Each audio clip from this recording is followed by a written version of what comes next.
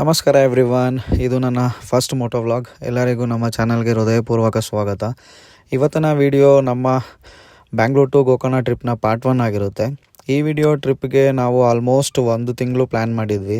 Distance ಎಷ್ಟಿದೆ, journey ಎಷ್ಟು time ಬೇಕಾಗುತ್ತೆ, ರೂಟ್ ಯಾವುದು, ರೈಡ್ನ ಹೇಗೆ ಪ್ಲ್ಯಾನ್ ಮಾಡಬೇಕು, ಯಾವ ಪ್ರಿಪ್ರೇಷನ್ ಮಾಡ್ಕೋಬೇಕು ಅಂತ ಎಲ್ಲ ಡಿಸ್ಕಷನ್ ಮಾಡಿದ್ವಿ.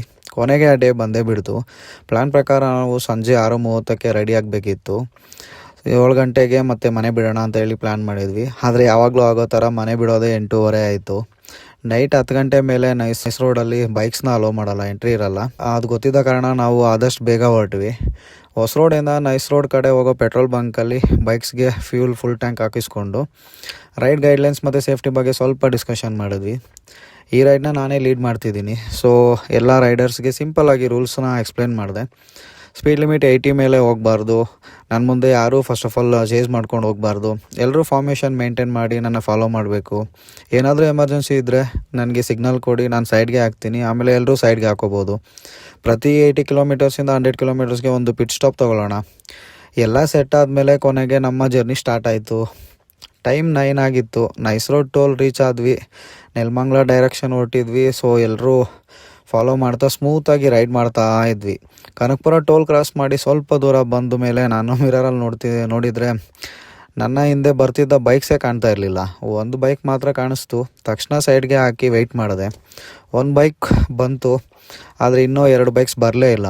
5 ನಿಮಿಷ ಆದರೂ ಕಾಣಿಸ್ಲಿಲ್ಲ.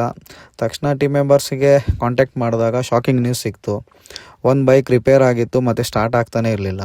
ಹೇಗೋ ಥ್ರೋ ಮಾಡಿಕೊಂಡು ಕೊನೆಗೂ ನಾವು ನಿಂತಿದ್ದ ಪ್ಲೇಸ್ಗೆ ಬಂದರು. ಮತ್ತೆ ಅಲ್ಲಿಂದ ಶುರುವಾಯಿತು ನೋಡಿ ನಮ್ಮ ಟ್ರಿಪ್ನ ಅಸಲಿ ಕಹಾನಿ. ಟೈಮ್ 10 ಆಗಿತ್ತು. ಬೈಕ್ಸ್ನ ಎಷ್ಟು ಟ್ರೈ ಮಾಡಿದರೂ ಸ್ಟಾರ್ಟೇ ಆಗ್ತಾ ಇರಲಿಲ್ಲ.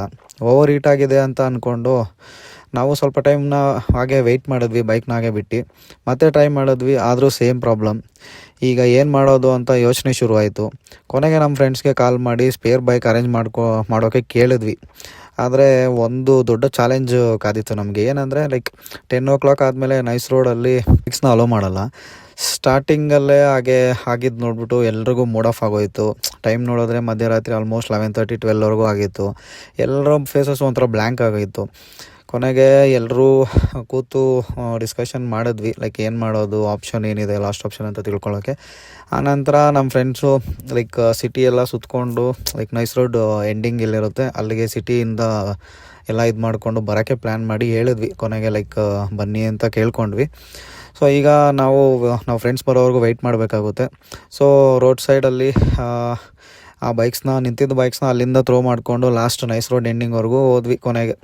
ಸೊ ಅವ್ರು ಬರೋವರೆಗೂ ಇನ್ನು ಫ್ರೆಂಡ್ಸು ವೆಯ್ಟ್ ಮಾಡಬೇಕು. ಸೊ ಅದ್ರ ಕಾರಣ ನಾವು ರೋಡಲ್ಲಿ ಹಾಕಿರೋದು ಅಂತೇಳಿ ಅಲ್ಲೇ ಇದ್ದ ನೈಸ್ ರೋಡ್ ಸ್ಟಾಫ್ಸ್ನ ಕೇಳಿದ್ವಿ, ಈ ಬೈಕ್ನ ಪಾರ್ಕ್ ಮಾಡ್ಬೋದಾ ಅಂತ ಕೇಳಿದ್ದಕ್ಕೆ back side of the office parking ಇದೆ, ಸೊ ನೀವು ಹೋಗಿ ಅಲ್ಲಿ ಬೈಕ್ನ ಪಾರ್ಕ್ ಮಾಡ್ಬೋದು ಅಂತ ಹೇಳಿದ್ರು. ಸೊ ಬೈಕ್ ಪಾರ್ಕ್ ಮಾಡಿ ನಾವು ಅಲ್ಲೇ ಸೆಟಲ್ ಆದ್ವಿ. ಆಲ್ಮೋಸ್ಟ್ ಮಧ್ಯರಾತ್ರಿ ಆಗಿರೋ ಕಾರಣ ಆಫೀಸ್ ಬ್ಯಾಕ್ ಸೈಡೇ ಸ್ವಲ್ಪ ಸ್ಪೇಸ್ ನೋಡಿಕೊಂಡು ಸೇಫ್ ಆಗಿರೋ ಪ್ಲೇಸ್ನ ಹುಡುಕಿ ಲೈಟಾಗಿ ಚಿಕ್ಕದಾಗಿ ಒಂದು ಕ್ಯಾಂಪಿಂಗ್ ಹಾಕ್ಕೊಂಡ್ವಿ, ಫೈರ್ ಕ್ಯಾಂಪಿಂಗ್ನ. ಆಟೆ ಹೊಡ್ಕೊಂಡು ನಗ್ತಾ ಟೈಮ್ ಪಾಸ್ ಮಾಡ್ತಾ ಇದ್ವಿ. ಒಂದು ಸ್ಟೇಜ್ ಬೈಕ್ ರಿಪೇರ್ ಆಗಿದ್ದು ನಮಗೆ ನೆನಪೇ ಇರಲಿಲ್ಲ. ಆ ಮಟ್ಟಕ್ಕೆ ನಗ್ತಾ ಖುಷಿಯಾಗಿ ಎಂಜಾಯ್ ಮಾಡ್ಕೊಂಡು ನಗ್ತಾ ಇದ್ವಿ. ಟೈಮ್ ಹೋಗಿದ್ದು ಗೊತ್ತಾಗೇ ಇಲ್ಲ. ಕೊನೆಗೆ ನೋಡಿದ್ರೆ ಟೈಮು 1 ಹೋಗಿತ್ತು. ಆಗ ನಮ್ಮ ಫ್ರೆಂಡ್ಸು ಬಂದರು ನೋಡಿ, ದೇವ್ರ ಥರ.